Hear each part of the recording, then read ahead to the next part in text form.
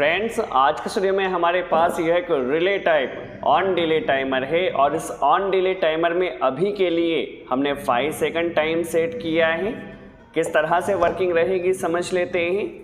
जैसे ही हम टाइमर का पावर ऑन करते हैं तो 5 सेकंड तक टाइमर के एनसी से सप्लाई निकलती रहेगी और यह लोड हमारा ऑन रहेगा। जैसे ही डिले टाइम कंप्लीट होता है, ठीक है, डिले हमारा कंप्लीट हुआ, हमारा यह लोड ऑन हो जाएगा। ठीक है, अब ये लोड कंटिन्यू ऑन रहेगा जब तक हम पावर को स्टॉप ना कर दे। अगेन समझते हैं, पावर को ऑन किया, 5 सेकंड तक हमारा यह लोड ऑन रहेगा। जैसे ही टाइम कंप्लीट होता है, डिले कंप्लीट होता है, हमारा सेकंड लोड ऑन हो जाएगा और यह लोड कंटिन्यू ऑन रहेगा जब तक हम पावर को स्टॉप ना कर दे।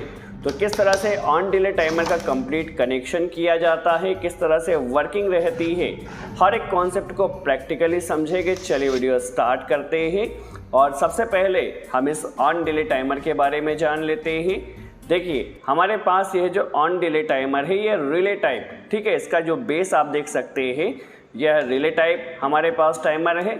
ठीक है, इसके बेस में हमें कनेक्शन करना होगा और फिर कनेक्शन आप देख सकते हैं रिले टाइप यहाँ पर आपको दिया गया है। सबसे पहले हम रिले और टाइमर में क्या डिफरेंस होता है समझ लेते हैं। देखिए, रिले के ज़रिए जब हम किसी लोड को ऑन करते हैं, ठीक है, तो वह या तो कंटिन्यू ऑन रहता है या फिर कंटिन्यू ऑफ रहता है।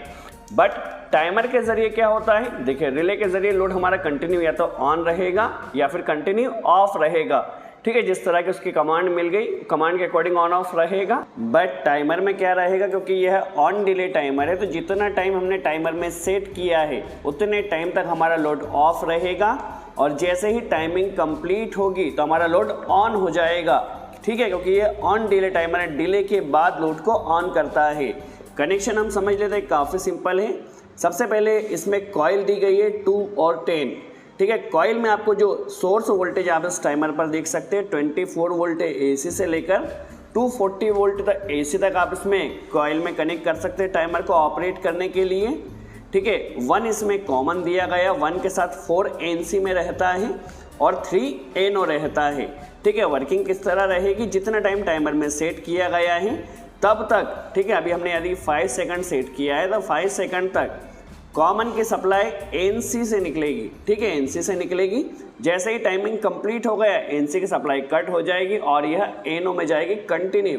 ठीक है, जितना टाइम हमने डिले सेट किया उतने टाइम तक एनसी से निकलेगी, डिले कंप्लीट होते ही एनओ में सप्लाई जाएगी। आई होप आपको यहाँ पर कॉन्सेप्ट क्लियर हुआ ऑन डिले का। ठीक है, इसके अलावा इसमें टोटल आपको 3 कॉमन, 3 एनओ और 3 एनसी दिया गया है। 11 नंबर पॉइंट कॉमन है, 11 के साथ 8 एनसी में रहता है और 9 एनओ है। ठीक है, 5 कॉमन है, 5 के साथ 6 नंबर एनसी है और 7 एनओ है। ठीक है, टोटल 3 कॉमन, 3 एनओ और 3 एनसी दिया गया। कनेक्शन काफ़ी सिंपल है। सबसे पहले हम न्यूट्रल का कनेक्शन कर लेते हैं, क्योंकि 220 वोल्ट के कॉन्टेक्टर हम कनेक्ट कर रहे हैं, टाइमर भी 220 का है। तो न्यूट्रल सबसे पहले टाइमर के 10 नंबर पॉइंट पर कनेक्ट करना है। ठीक है, यहीं से हमने लूप लिया है, फर्स्ट कॉन्टेक्टर में कनेक्ट किया है, सेकंड कॉन्टेक्टर में कनेक्ट किया है। ठीक है, न्यूट्रल अभी हमने कनेक्ट कर दिया है। लाइन की वायरिंग क्या रहेगी, टाइमर को ऑन करने के लिए सिलेक्टर कनेक्ट किया है तो क्या रहेगा, लाइन वायर सबसे पहला आएगा सिलेक्टर स्विच में। ठीक है, जैसे सिलेक्टर को ऑन किया जाएगा तो हमारे टाइमर ने ऑन होना चाहिए, तो इसे कनेक्ट करेंगे हम 2 नंबर पॉइंट पर। ठीक है, जिसके ज़रिए हमारा टाइमर ऑन हो जाएगा। अब क्योंकि हमें इसका कॉमन एन और एनसी भी यूज़ करना है, तो वैसे तो इस टाइमर में 3 कॉमन, 3 एन और 3 एनसी दिया गया है। अभी के लिए हम 1 नंबर पॉइंट कॉमन को यूज़ कर रहे हैं, आप किसी भी कॉमन को यूज़ कर सकते हैं। ठीक है, 1 नंबर पॉइंट क्या है, कॉमन। जब तक टाइमर का टाइम ऑन रहेगा, ठीक है, 5 सेकंड तक फर्स्ट में, तो फर्स्ट की कॉमन की सप्लाई कहाँ से निकलेगी, एनसी से। और 4 नंबर पॉइंट क्या है, एनसी है। ठीक है, तो हम क्या करते हैं, एनसी के लिए 1 की सप्लाई जितना टाइम सेट किया है तब तक एनसी से निकलेगी, तो यह कॉन्टेक्टर को ऑन कर देना है। जितना टाइम हमने सेट किया उतने टाइम तक यह कॉन्टेक्टर ऑन रहेगा। जैसे ही टाइमिंग कंप्लीट होती है तो ये सप्लाई आ जाएगी एनओ में। ठीक है, हमारा टाइमर ऑपरेट हो जाएगा और ये सप्लाई आ जाएगी एनओ में। तो एनओ से हम सेकंड कॉन्टेक्टर को ऑन कर देते हैं, डिले के बाद यह कॉन्टेक्टर ऑन रहेगा। ठीक है, अभी हम टाइमर को कनेक्ट कर देते हैं, किस तरह से वर्किंग रहेगी समझ लेते हैं। टाइम हमने 5 सेकंड सेट किया है। ठीक है, MCB को ऑन किया, जैसे सिलेक्टर को हम ऑन करते हैं तो 5 सेकंड क्योंकि हमने सेट किया था, 5 सेकंड तक हमारा लोड सप्लाई जो है वह ANC से निकलेगी। फर्स्ट लोड हमारा ऑन है, जैसे टाइमिंग कंप्लीट सेकंड लोड हमारा ऑन हो चुका है। ठीक है, ये लोड कंटिन्यू ऑन रहेगा जब तक हम इसे स्टॉप ना कर दे।